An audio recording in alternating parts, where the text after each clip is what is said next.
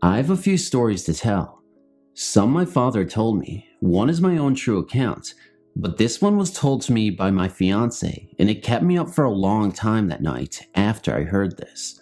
He said that when he was about 8 or 9 years old, his family moved into a 2-story home that was maybe about 20 years old at the time. His parents slept downstairs, and he and his 4 sisters had bedrooms upstairs. None of the kids wanted to sleep up there because they had nightmares every night about a skeleton woman in a black robe coming out of the closet. This closet was located in the girl's bedroom, but he had the same dreams. He said one night, the girls woke up screaming about the thing in the closet, and their mother raced up the stairs with a broom, beating something in the closet. She said she doesn't remember doing it, even though all the kids watched her do it. One night, not long after, Charles awoke from a deep sleep because he knew something was in the room with him. He tried to yell for his mom and dad, but he couldn't make a sound. He had his knees up to his chin with the covers pulled around him, trying not to breathe. Then something pulled his toe, and then bit it. The covers were shuffling like someone was trying to get in bed with him. He screamed and bolted from the bed. He ran downstairs and spent the rest of the night in his parents' bedroom. Even though his toe hurt for days, there was no bite mark or redness at all. The girls were also having a hard time staying in their rooms. They were so frightened that they spent the whole summer at their grandmother's house. Charles refused to stay one more night in his room, so he started sleeping on the couch. The couch was located off to the side of the staircase. He thought he would be safer if he was downstairs until one night. He was about ready to doze off when he heard something chewing the carpet on the stairs. Then the chewing speeded up so fast that he could feel the vibration from the staircase. Once again, he was too scared to utter a sound, so he lay there, heart pounding, hoping his parents could hear it. They did and called up to him, "Charles, what are you doing out there?" Then, all of a sudden, it stopped. "Mom, hurry, something's eating the carpet." His mother and dad got up, and when they turned on the light, they could see where something had ripped up the threads in the carpet. Each step was almost bare, and the ripped up carpet was nowhere to be found. His dad searched the whole house looking for an animal that may have gotten into the house, but there was no way an animal could have done that in such a short time, and at that speed. They made Charles go back to sleep on the couch. He didn't want to, but finally, after some time, he was getting sleepy. Almost asleep, he suddenly was wide awake. A cold, dead line went down his back. Even though he couldn't see it, he knew it was the skeleton woman running her bony finger all the way down his spine. He thought that he was going to die. He said he wanted to die because he wouldn't be afraid anymore. He made it through that night and ended up going to his grandma's house too. His parents said they were going to try sleeping upstairs, but it didn't last long. After about 3 months, they moved away. His mom and dad do not like to talk about the house. The only thing they will say is they always had a bad feeling when they were in the house. His sisters also confirm his stories and swear something was in that closet, and if they would have stayed there any longer, it would have gotten them all. The house remained empty for about 3 years before it was sold. I would love to do some research on this house and find out what happened, and I wonder if the next tenant had a problem.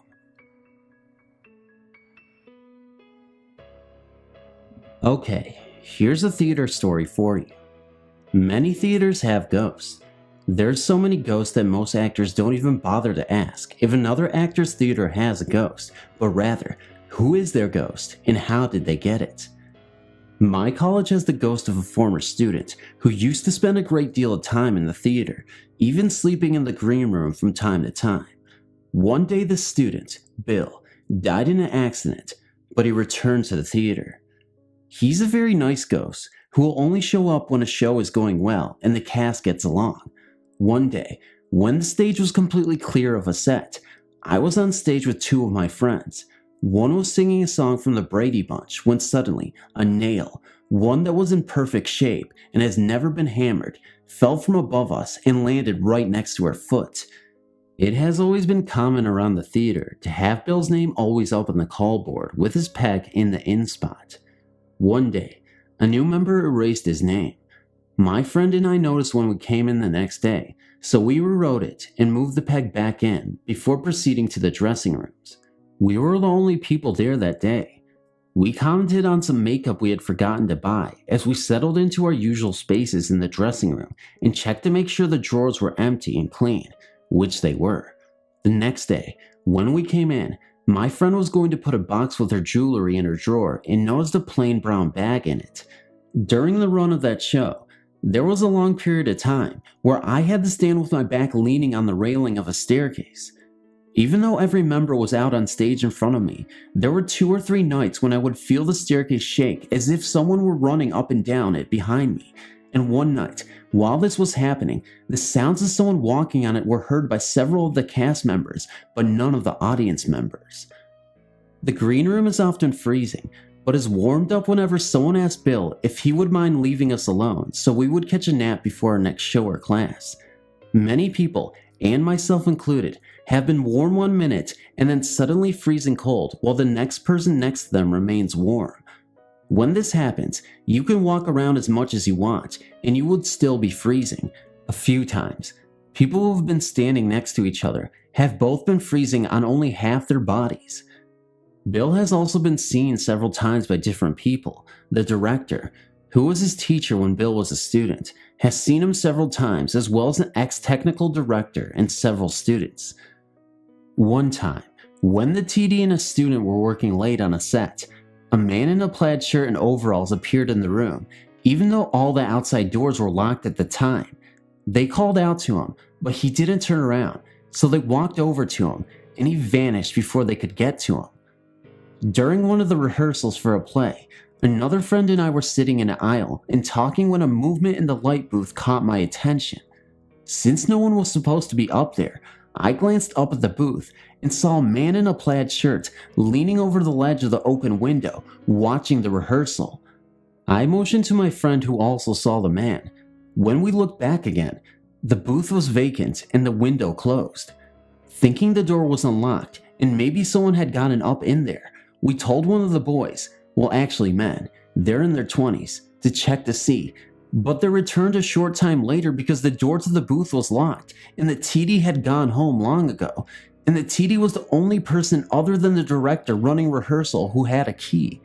Another time, during an outside show, the boy running lights from the light booth in the theater heard a sound level with the booth, several feet above the floor of the theater, and when he opened the window to the theater, he saw a flashing light in the air and no one in the building.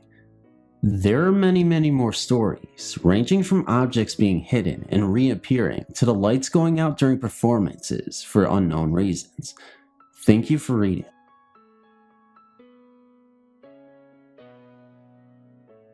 Working for a distribution company in Surrey, England, I used to work nights, finishing about 2 or 3 o'clock in the morning. There were 2 routes I could take to walk home, the quickest of which is across Mitcham Common, which I elected to take on this particular occasion. I'd never feared walking across the common and was a skeptic when it came to believing in ghosts and such like. However, I will never forget my experience. As I had just passed the 7 islands, a group of large ponds in the common with, surprisingly enough, 7 islands, I heard a sound coming towards me which resembled wheels traveling across the grass. I was right, it was just a cyclist. What concerns me was that he was riding his bicycle at the time in the morning, particularly since this boy was only about 7 or 8 years of age. This in itself did not frighten me as such, until I noticed him with a fixed gaze on me. Even as the bike had gone past me, I turned around and noticed that he was still staring at me, now looking over his shoulder as he continued to cycle forwards. How could he control the bicycle like this? As my mind asked more and more questions, what followed really scared the life out of me. The boy on the bicycle, still staring at me over his shoulder, continued to carry on cycling, but across the water. The bike was on the surface of the water, and there was now no sound of the chain or the wheels turning, just silence, and the boy, wearing all white, continuing across the ponds and into the distance. I ran home and could not stop thinking about this incident for weeks. My mind started working overtime. Had a young boy drowned there? Perhaps after cycling on ice which had broken? I never did research this for fear of what I might discover. When I was just 7 years old, we moved into the house on the corner of Elm and 3rd Street. It was a rather large Victorian home, built in the 1830s by the first undertaker in the town, and it was also the second oldest building in town. From the outside, it seemed kind of small, but once you were inside, there was an endless possibility of rooms to explore, both upstairs and down. Across the street was the oldest graveyard in town, and the oldest church, the stately Primitive Baptist Church, built in the 1850s. The second we stepped inside our new home, bags in hand and marveling at the beautiful rooms, I began to notice a really strange feeling. Everywhere we went was as if someone was behind me, curiously inspecting their weird new guests. It didn't seem unfriendly, so I just tried to let it pass, but the presence got stronger and stronger as we mounted the steps to the second floor. I noticed the odd presence the most in the master bedroom, the room that had once housed a large pool table, and a little girl's bedroom. Most of the old furnishings were still in the house, so her room still had many dolls, and an old iron bed complete with mattresses. The presence was especially strong when we went up and down the many steps in the house. It was as if the spirit, or whatever it was following us up the steps very, very closely. It was odd. It was like I was the only one that could feel it, as my mother and sister continued to jabber aimlessly and drag me in and out of every room they happened upon. When we came back the second day, it was just me and my mother, and I begged to be able to stay downstairs so I wouldn't have to encounter the strange things upstairs. She agreed, but thought I was making this whole thing up since I was so little. I stayed downstairs in the living room, which seemed alright. However, when I sat in the large picture window that overlooked the garden, I began to feel it again. This time, it was stronger than before. It was like something or someone was standing outside in the garden, looking in at me. It was so strong that I jumped up and started crying and screaming for my mother, and she quickly came downstairs. I persuaded her to take me back to the apartment, that I wasn't feeling well, and we did. The first night that we slept in the house was a week later. The old owners had come by and had given us the key and joked a while about us buying the house. My mom could not understand why they thought it was so funny that we would actually want to live there. That night, I was awakened by the sound of footsteps coming up the steps next to my room. I jumped out of bed. Since my mom worked all night, I thought it might be her coming home from work, so I ran out into the landing to give her a surprise hug. The footsteps continued closer and closer, but no one was there. I turned on the light to get a better look, and still, no one. I screamed and ran into my sister's room, which just happened to be the master bedroom where I felt some very strong presences in the first day we visited the house. She was sitting up in bed, shivering, and I said, "Did you hear that?" She replied, "Yes, yes, yes." She told me that before the footsteps had started, she had been awakened by the sound of something or someone going through her algebra homework and throwing her books to the floor. Each time she had gotten up and turned on the light, it had stopped, and when she turned off the light and tried to go to sleep, it had started again. We huddled together the rest of the night and didn't say anything to Mom in the morning. The next week or so, my sister got a job, and I was alone in the house almost all day. I was in her room, taking a nap, and all I had to cover up with was some old sweaters and clothes she had carelessly left on her bed. Since we had not unpacked all of our things, I pulled all of the clothes over me and was getting very comfortable when an hour or so later, I was awakened by a strange presence. I didn't even open my eyes immediately since I was very frightened, and this time it was stronger than ever. When I did have the guts to open my eyes, there she was. There was a woman dressed all in white, and it looked like a nightgown from the 1800s. She was leaning very, very close to me, right over me, and she was smiling. I was staring transfixed and paralyzed with fear. It was clear that she meant no harm, but I was scared stiff. I closed my eyes and silently tried to will her away and prayed to every god that I could think of, hoping that it would work. When I opened my eyes, she was gone, but I could still feel her in the room. Even to this day, we still get visits from this woman. We went to the cemetery next door and found the graves of the original owners and found out that her name is Viola Baumgartner. We can hear voices in the house sometimes, and we cannot understand what they are saying. We think this is because the people who built the house were German. While remodeling, we found empty beer bottles in the walls and a pair of suspenders. They were very old and rotten. We took them to my stepdad, who had lived in Germany for a few years, and he said that they indeed looked German in origin. There's more than one ghost in the house. There are two male spirits. One is an old man in a gray shirt, and the other is a young man with black hair and a black beard. They are very active and visible. They often follow me around the house, down the steps, and into the kitchen. At night they slam doors and walk up and down the steps. They are not malevolent or mean in any way. They seem genuinely curious about us and show no signs of trying to hurt anyone. We have no problems with them. After all, this is their house. They built it, so why not let them stay? This is all true, mind you, and this still happens to this day. When my parents moved to the apartment my mother still lives in today, I noticed that it had some quirks. You see, the apartment has a few mischievous occupants I call gremlins. They tend to take items for a while and then relocate them later on. I will explain. One day, my mom left $20 in the front pocket of her jeans. She realized sometime later that she needed to run to the store, so she went back to her room to get the money. After a few minutes, she called out to me, saying that she needed help. She couldn't find the money, so she asked me to look in the pocket. I didn't find it either. I searched quite a few times before I turned to her and asked if she was mistaken. Had she taken out the money before? Was she wearing a different pair of jeans? Was she sure she placed the money in her jeans and not in a jacket? And she replied no to each question. Alright, Mom, you know how this house is. We'll wait for about 20 minutes and look again. Mom did, as I suggested, opting to read a book in the kitchen for a while. After about an hour, she went back to check. Where was the money? Where did she find it? In the same pocket I had checked at least 6 times 30 minutes before.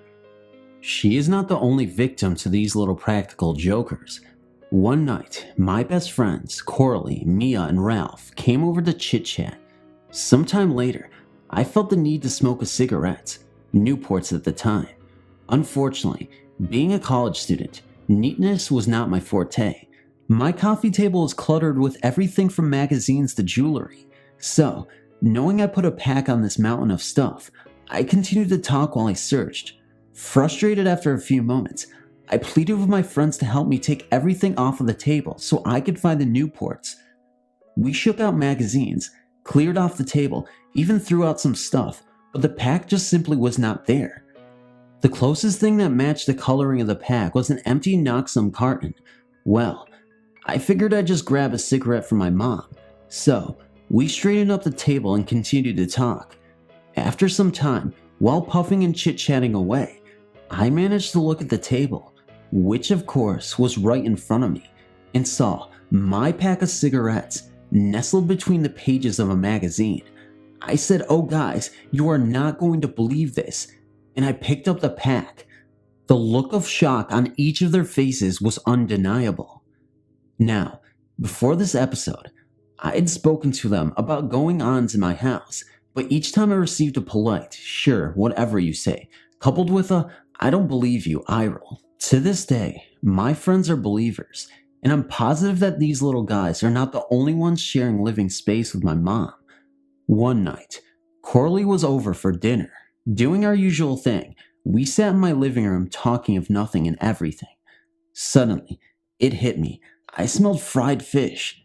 "Don't you smell it too?" I asked. Of course she didn't, until a few minutes later, when the smell left me. Back and forth, for over an hour, the smell drifted between us, changing once in a while to the scent of fresh flowers. After a while, it faded until we could no longer smell it. I don't know who it was or what it was trying to say, but it certainly was an interesting experience. Thanks for reading. One night, I posted a video on YouTube. It was a horror narration video, but then again, it was paranormal. it might have gotten demonetized. So I looked at my subscribers and I noticed that they cared so much that it was demonetized.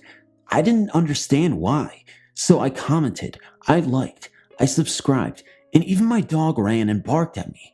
I didn't even know what to do at that moment, but it didn't matter because what matters most is if they commented and liked and subscribed. Even the dog was barking at me so much because he was scared that if the video wasn't uploaded and was demonetized, that I wouldn't be able to do anything with my life. My dog thinks I'm lazy, and he doesn't think I'm going to amount to much, so that's why he barks and yells at me to get my life straight in order. I turned to the dog. I said, "Why do you even talk?" And he said, "Yes, I do talk, and you're my friend, but you have to understand, if you want to keep living this demonetization life, you have to be what you want to be." Just then, the dog said something else. It's not just about the monetization, it's about the hard work that you put in to make this video as great as it could possibly be. I turned to my dog again and I said, "Wow, that's amazing advice. Who did you get it from?" And he said, "Mr. T." Don't ask, guys. Anyway, love you so much, and as always, please remember to comment, like, share, and subscribe, and I'm out of here. Good night, good morning, and I'll see you in the next video.